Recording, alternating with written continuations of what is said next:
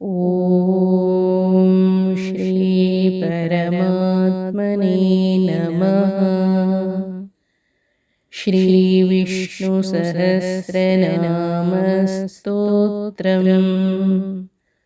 ಓಂ ಶ್ರೀ ಗುರುಭ್ಯೋ ನಮಃ. ಹರಿ ಓಂ. ಸಹಸ್ರನಾಮ ವಿವರಣೆ. ಸ್ತೋತ್ರಂ 22. ಈಶ್ವರೋ ವಿಕ್ರಮೀ ಧನ್ವಿ ಮೇಧಾವಿ ವಿಕ್ರಮ ಕ್ರಮಃ ಅನುತ್ತಮೋ ದುರಾಧರ್ಷಃ ಕೃತಜ್ಞಃ ಕೃತಿರಾತ್ಮವಾನ್. 74ನೆಯದು ಈಶ್ವರಃ. ಈಶ್ವರ ಎಂದರೆ ಜಗತ್ತನ್ನು ನಿಯಂತ್ರಿಸುವ ಎಲ್ಲ ಶಕ್ತಿಗಳ ಈಶ ಎಂದರ್ಥ. 75ನೆಯದು ವಿಕ್ರಮೀ. ಈ ನಾಮದ ವಿಶ್ಲೇಷಣೆ ಮಾಡಲು ನಾವು ಭಗವಂತನ ವಾಮನ ಅವತಾರದ ಕಥೆಯನ್ನು ಒಮ್ಮೆ ಮೆಲುಕು ಹಾಕಬೇಕಾಗುತ್ತದೆ. ನಿಮಗೆ ತಿಳಿದಿರುವಂತೆ ವಾಮನ ರೂಪಿ ಭಗವಂತ ಮಹಾದಾನಿ ಬಲಿಚಕ್ರವರ್ತಿಯಲ್ಲಿ 3 ಹೆಜ್ಜೆ ಭೂಮಿಯನ್ನು ದಾನವಾಗಿ ಕೇಳುತ್ತಾನೆ. ಶುಕ್ರಾಚಾರ್ಯರ ವಿರೋಧವನ್ನು ಲೆಕ್ಕಿಸದೆ ಬಲಿ ವಾಮನನಿಗೆ 3 ಹೆಜ್ಜೆ ಭೂಮಿಯನ್ನು ದಾನ ಮಾಡಲು ಒಪ್ಪಿಕೊಳ್ಳುತ್ತಾನೆ. ವಾಮನನು ತನ್ನ ಮೊದಲ ಹೆಜ್ಜೆಯಿಂದ ಭೂಮಿಯನ್ನು ಮತ್ತು 2ನೇ ಹೆಜ್ಜೆಯಿಂದ ಆಕಾಶವನ್ನು ಆವರಿಸಿ ನಿಲ್ಲುತ್ತಾನೆ. ಆಗ 3ನೇ ಹೆಜ್ಜೆಗೆ ಬಲಿ ತನ್ನ ತಲೆಯನ್ನು ಅರ್ಪಿಸುತ್ತಾನೆ. ಇದರಿಂದ ಪ್ರಸನ್ನನಾದ ಹರಿ ಬಲಿಯನ್ನು ಪಾತಾಳ ಲೋಕದ ಅಧಿಪತಿಯನ್ನಾಗಿ ಮಾಡುತ್ತಾನೆ. ಬಲಿ ಪಾತಾಳವನ್ನು ಸೇರಿ ಉದ್ಧಾರವಾಗುತ್ತಾನೆ. ಈ ಕಾರಣಕ್ಕಾಗಿ ಭಗವಂತನನ್ನು ತ್ರಿವಿಕ್ರಮ ಎನ್ನುತ್ತಾರೆ. ಈ ಕಥೆಯನ್ನು ನಾವು ಸ್ವಲ್ಪ ಆಳವಾಗಿ ವಿಶ್ಲೇಷಿಸಿದರೆ ಮಾತ್ರ ಇದರ ಹಿಂದಿರುವ ಗುಹ್ಯ ಅರ್ಥ ತಿಳಿಯುತ್ತದೆ. ಸಂಸಾರದ ಸಾಗರದಲ್ಲಿ ಮುಳುಗಿರುವ ನಾವೆಲ್ಲರೂ ಒಂದು ರೀತಿಯಲ್ಲಿ ಬಲಿಗಳು. ಭಗವಂತನ ಸಾಕ್ಷಾತ್ಕಾರವಾಗಲು ನಾವೆಲ್ಲರೂ ಮಾನಸಿಕವಾಗಿ ಆಧ್ಯಾತ್ಮಿಕವಾಗಿ ಬಲಿಷ್ಠರಾಗಬೇಕು. ಉಪಾಸನೆಯಲ್ಲಿ ಪ್ರಮುಖವಾಗಿ 3 ಹೆಜ್ಜೆಗಳಿವೆ. ಮೊದಲನೆಯದು ಭಗವಂತನ ಪುಟ್ಟ, ಅಂದರೆ ವಾಮನ ಮೂರ್ತಿಯನ್ನು ದೇವರು ಎಂದು ಆರಾಧಿಸುವುದು. 2ನೆಯದು ಉಪಾಸನೆ ಮಾಡುತ್ತಾ ಭಗವಂತ ಕೇವಲ ಮೂರ್ತಿಯಲ್ಲಿ ಅಲ್ಲದೆ ಇಡೀ ಲೋಕದಲ್ಲಿ ವ್ಯಾಪಿಸಿರುವ ಶಕ್ತಿ ಎಂದು ತಿಳಿಯುವುದು. ಪ್ರಮುಖವಾದ 3ನೇ ಹೆಜ್ಜೆ ಭಗವಂತ ಸರ್ವಾಂತರ್ಯಾಮಿ, ಆತ ನನ್ನೊಳಗೂ ತುಂಬಿದ್ದಾನೆ ಎಂದು ತಿಳಿದು ಆ ಪರಶಕ್ತಿಗೆ ತಲೆಬಾಗುವುದು. ಆಗ ನಮಗೆ ನಿಜವಾದ ಭಗವಂತನ ಸಾಕ್ಷಾತ್ಕಾರವಾಗುತ್ತದೆ ಹಾಗೂ ಭಗವಂತ ನಮ್ಮನ್ನು ಉದ್ಧರಿಸುತ್ತಾನೆ.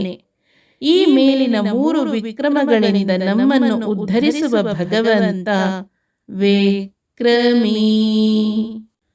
76ನೆಯದು ಧನ್ವಿ.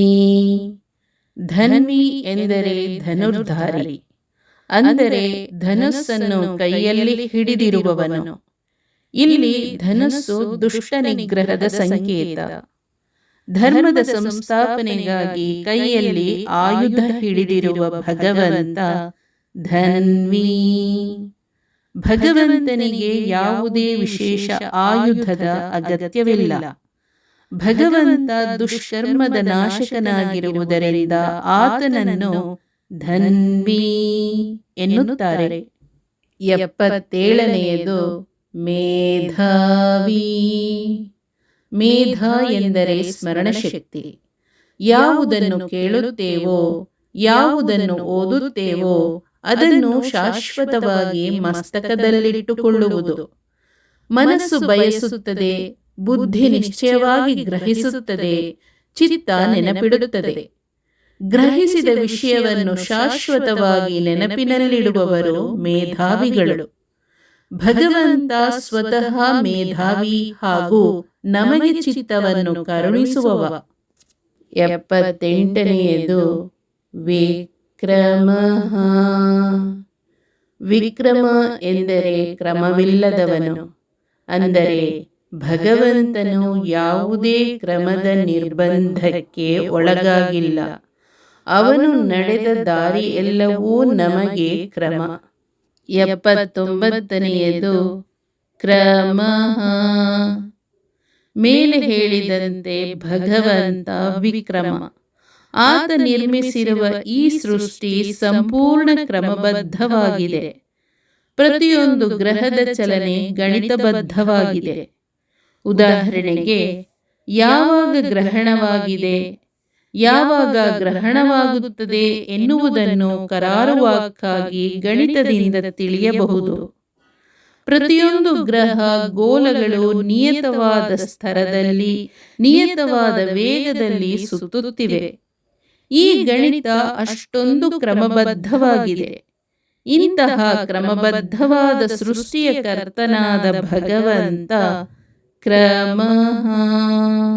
80ನೆಯದು ಅನುತ್ತಮ. ಭಗವಂತನ ಹೆಜ್ಜೆ ಆನೆಯ ಹೆಜ್ಜೆಯಂತೆ. ಇತರ ಎಲ್ಲ ಹೆಜ್ಜೆಗಳು ಅದರ ವ್ಯಾಪ್ತಿಯ ಒಳಗೆ ಸೀಮಿತ. ಅನುತ್ತಮ ಎಂದರೆ ಉತ್ತಮರಲ್ಲಿ ಉತ್ತಮ. ಅವನಂಥ ಉತ್ತಮರು ಯಾರೂ ಇಲ್ಲ. 81ನೆಯದು ದುರಾಧರ್ಷ. ಧರ್ಷಣೆಗೆ ನಿಲುಕದೇ ಇರುವುದು ದುರಾಧರ್ಷ. ಭಗವಂತನನ್ನು ನಲುಗಿಸುವುದು, ವಿಚಲಿತಗೊಳಿಸುವುದು ಅಸಾಧ್ಯ. ಆತ ತನ್ನ ಕ್ರಮದಿಂದ, ತನ್ನ ತೀರ್ಮಾನದಿಂದ, ತನ್ನ ಸ್ಥಾನದಿಂದ ವಿಚಲಿತಗೊಳ್ಳಲಾರ. ಇಂತಹ ಭಗವಂತ ದುರಾಧರ್ಷ. ಹರಿ ಓಂ. ಶ್ರೀ ಕೃಷ್ಣಾರ್ಪಣಮಸ್ತು.